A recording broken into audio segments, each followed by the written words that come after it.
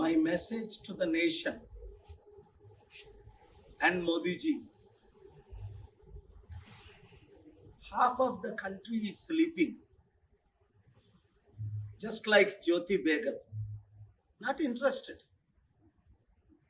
దేశభక్తి సగానికి సగం మంది లేదని చెప్పొచ్చు. ఓన్లీ రామ భక్తులు అయితే సరిపోదు. జ్యోతి కృష్ణుడు భక్తులే, హనుమాన్ భక్తులు ఉన్నారు, అల్లా భక్తులు ఉన్నారు, క్రైస్తవ భక్తులు ఉన్నారు, బుద్ధిస్టులు ఉన్నారు, జైన్స్ ఉన్నారు, యూదులు ఉన్నారు, అందరూ ఉన్నారు.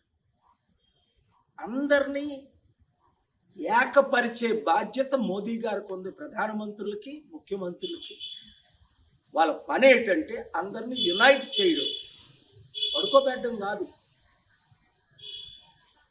దేశంలో ఏం జరుగుతుంది మీకు తెలుసా ప్రజలారా? సర్వనాశనం అన్ని విధాలా అయిపోతుంది. అందుకనే ప్రపంచాన్ని విడిచిపెట్టి మరలా నేను మన దేశానికి వచ్చింది. దేశ ఎకానమీ, దేశ సెక్యులరిజం, దేశ డెమోక్రసీ, దేశంలో ఉన్న ప్రజలందరూ కొంతమంది భయభ్రాంతులు చేస్తున్నారు, కొంతమంది ఎక్కువ మంది భయంతో ఆక్కాలు చేస్తున్నారు. ఏమవుతుంది సార్ మన దేశంలో? కనుక తెలుగు రాష్ట్రాల ప్రజలకు, మిత్రులకు ఒక మంచి మెసేజ్ ఈ రిపబ్లిక్ డేని మనం పంపించాలి. 2-3 నెలల్లో ఎలక్షన్స్ ఉన్నాయి.